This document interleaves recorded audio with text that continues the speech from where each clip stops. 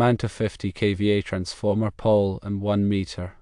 The power company will run the secondary to their junction box. Tie into the secondary bus junction box with primary feeders, and we will discuss cable size later.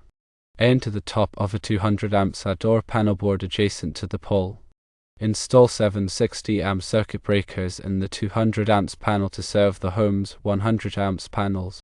This configuration meets National Electrical Code requirements for using a panel board as service equipment, provided the panel board is rated for the service load and is marked as suitable for service entrance. The length of the runs and the load requirements of the homes determine the cable size. Use a load calculation tool or consult an electrician to determine the appropriate cable size. Exit the bottom of the trough with conduit. Run rigid or intermediate metal conduit, known as IMC, to each house. Size the conduit to accommodate the cable size and the number of conductors. Instead of using the 200 amps panel, it is recommended to install 60 amps disconnect switches on a rack at the base of the pole. This provides a convenient and accessible point of disconnect for the primary feeders. Consider the following National Electrical Code sections. Section 240.21 deals with panel boards installed as service equipment. Section 250.24 addresses disconnect requirements for each service. Section 310.15b16 provides guidance on conductor size for service conductors. It is suggested to use copper conductors for improved conductivity. Install ground rods at the pole and at each house. Run a grounding conductor with the primary feeders. Label all equipment and conductors clearly. Have the installation inspected by a qualified electrician. Now let's delve into more details about these aspects of the electrical service design. The 50 kVA transformer size is determined by the total load of the 5 houses initially and the planned 2 additional houses. A 50 kVA transformer is typically sufficient for 7 residences, but a detailed load calculation is crucial to confirm this. This calculation should account for all anticipated electrical loads within each house, including lighting, appliances, heating, cooling, and any other significant electrical equipment. The power company's junction box is the point of connection between their distribution system and your service entrance. The cables connecting the transformer secondary to this junction box are the power company's responsibility.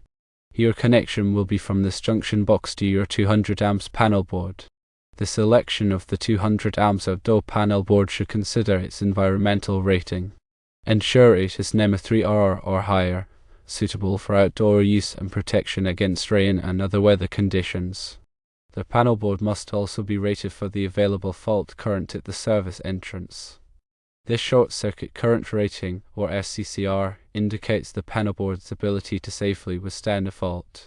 The 760 amp circuit breakers within the 200 amps panel will serve as the main overcurrent protection for each of the 7 houses.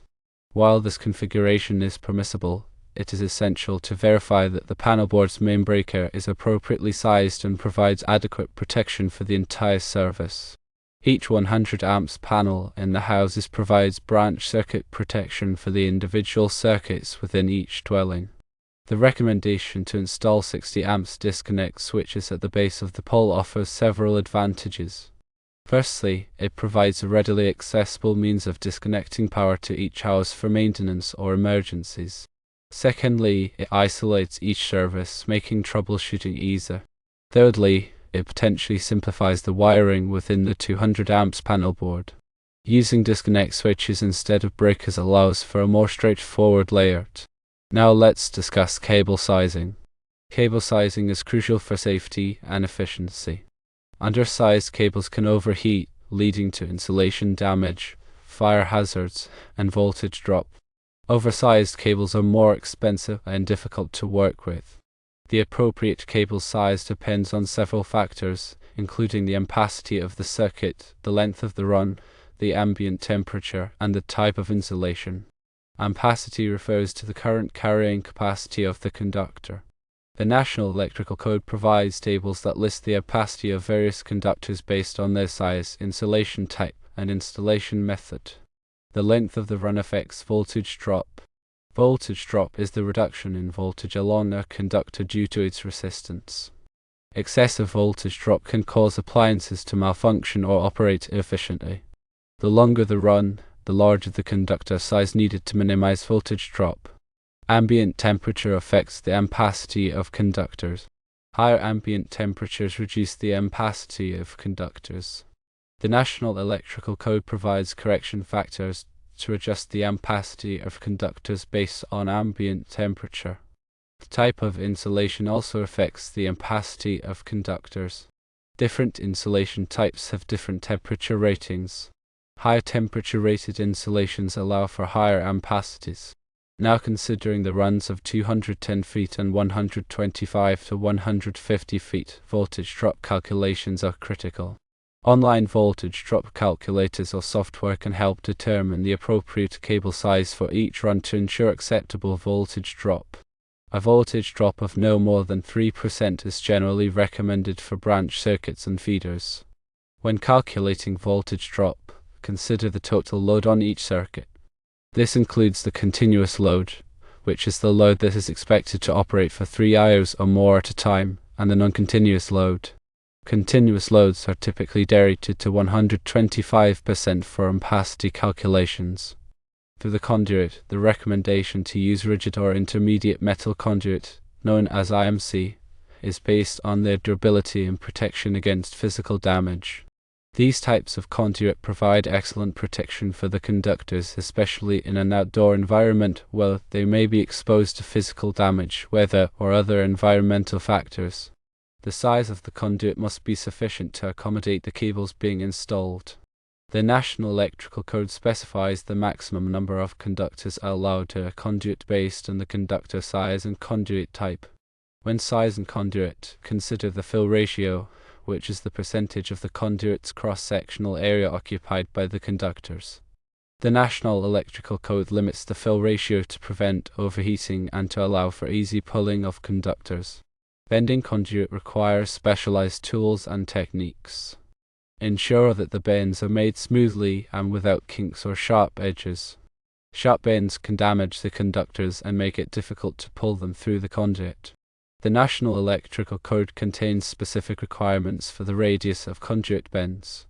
Now let's move on to National Electrical Code considerations. Section 240.21 addresses panelboards installed as service equipment. This section outlines the requirements for overcurrent protection of service conductors and equipment. It specifies that the overcurrent protection device must be located at the point where the service conductors enter the building or structure. Section 250.24 addresses disconnect requirements for each service. This section requires that each service have a disconnecting means that is readily accessible and capable of disconnecting all ungrounded conductors. The disconnecting means must be located at a readily accessible location either inside or outside the building or structure.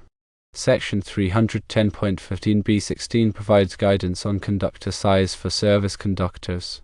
This section provides tables that list the allowable ampacities of conductors based on their size, insulation type, and installation method.